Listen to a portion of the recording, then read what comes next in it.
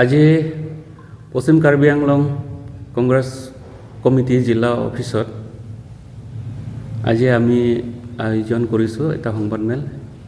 উপস্থিত থকা সংবাদকৰ্মী তথা সাংবাদিক বন্ধুসকল আপোনালোকক ধন্যবাদ জ্ঞাপন কৰিছোঁ।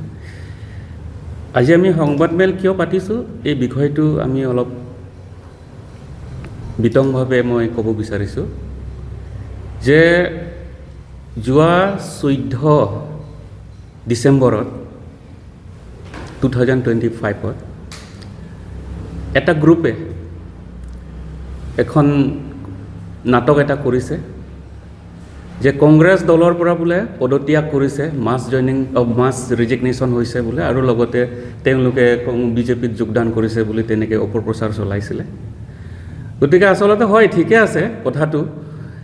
যোৱা নৱেম্বৰ মাহত তেওঁলোকৰ গ্ৰুপে এবাৰ জইন কৰিলে, এবাৰ ৰেজিগনেশ্যন কৰিলে, আকৌ এতিয়া ডিচেম্বৰ মাহত সেই একেজন ব্যক্তি ছত্ৰ সিং তেৰণে আকৌ এটা সভা আয়োজন কৰিলে, আকৌ মাছ ৰেজিগনেশ্যন বুলি ক'লে, মাছ জইনিং বিজেপিত বুলি ক'লে, কংগ্ৰেছ ত্যাগ কৰিছে বুলি ক'লে।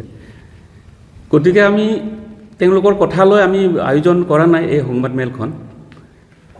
আমাৰ কংগ্ৰেছ কৰ্মীসকলৰ ওপৰত কোনোবাই যদি সন্দেহ কৰিব, সঁচা বুলি ভাবিব, তাৰ বাবেহে আমি আয়োজন কৰিছোঁ বিশেষকৈ। গতিকে তেনেকুৱা আগন্তুক দিনত হয়তো তেওঁলোকে আৰু এনেকুৱা কাৰ্যসূচী আৰু 10 বাৰমানো ল'ব পাৰে। একেজন ব্যক্তিক 10 বাৰমান জইন কৰাব বিজেপিত, কংগ্ৰেছ ত্যাগ কৰিছে বুলি তেওঁলোকে সেইটো অপপ্ৰচাৰ চলাব। সেইটো কথা লৈ আমাৰ নিজৰ কংগ্ৰেছ দলৰ কৰ্মীসকলৰ কাৰণে, কংগ্ৰেছ দলৰ সমৰ্থকসকলৰ কাৰণে, কংগ্ৰেছ দলৰ কাৰণে অভিভাৱকসকলৰ কাৰণে আমি সেই সংবাদমেল যি আমি তেওঁলোকক অৱগত কৰাব বিচাৰিছোঁ। আৰু এটা কথা, ঠিকে আছে, আমি কংগ্ৰেছ দল হিচাপে যোৱা MP ইলেকশ্যনত আমাৰ ইমান এটা ভাল ৰিজাল্ট নহয়, আমি সেইটো গম পাওঁ। কিন্তু ইয়াৰ পাছৰ পৰা আমি যিহেতু চেষ্টা কৰিছোঁ, মই নিজেও এজন বিজেপি দলৰ পৰা আজি 3 মাহ আগতে মই কংগ্ৰেছত যোগদান কৰিছোঁ। কংগ্ৰেছৰ নীতি আদৰ্শবোৰ মই বিশ্বাস কৰিব পাৰিছোঁ, কংগ্ৰেছ প্ৰিন্সিপল ইডিঅ'লজিবোৰ মই বুজি পাইছোঁ। বিজেপি কি হৈ আছে বিজেপিত মই জানো নহয়, মই ছিনিয়ৰ বিজেপি হয়, মই ত্যাগ কিয় কৰিছোঁ, এইখিনি কথা মই আজি কাৰ্বি আংলঙৰ, পশ্চিম কাৰ্বি আংলঙৰ কংগ্ৰেছ কৰ্মীসকলক বা অভিভাৱকসকলক মই এই সংবাদমেল যোগেদি মই জনাব বিচাৰিছোঁ। এটা কথা উল্লেখ হৈছে সেইদিনাখন প্ৰেছ মিটত তেওঁলোকৰ, যে চচেং ব্লক কংগ্ৰেছৰ সভাপতি তেওঁ জইন কৰিছে বিজেপি। হয়, সেইটো কথা অস্বীকাৰ নকৰোঁ, হয়। কিন্তু তেখেত আজি এবছৰ ধৰি দলৰ ভিতৰত থাকি দলৰ বিৰুদ্ধে কাম কৰি আছিলে। গতিকে আমি সেই ব্লক কংগ্ৰেছৰ সভাপতিক আমি আঁতৰাব বিচাৰিছিলোঁ। ভাল এজন ব্যক্তিক, আমি এক্টিভ লিডাৰক আমি তাত নিযুক্তি দিব বিচাৰিছোঁ। আমি চিন্তা চৰ্চা কৰিছোঁ। যদি তেওঁ ভালকৈ কাম নকৰে তেতিয়াহ'লে আমি তেখেতক আঁতৰাব লাগিব, যিহেতু তেওঁ সম্পৰ্ক ৰাখিছে বিজেপিৰ লগত, তেওঁ সম্পৰ্ক ৰাখিছে, কাম কাজ আমি দেখা পাইছোঁ। গতিকে আমি এক্সপেল নকৰা আগতে তেওঁ হঠাৎ গুচি গ'ল, তাত আচৰিত হ'বলগীয়া একো কথা নাই। তেওঁক কিমানজন মানুহ ল'ব পৰা নাই সেইটো কথাও আচৰিত কথা।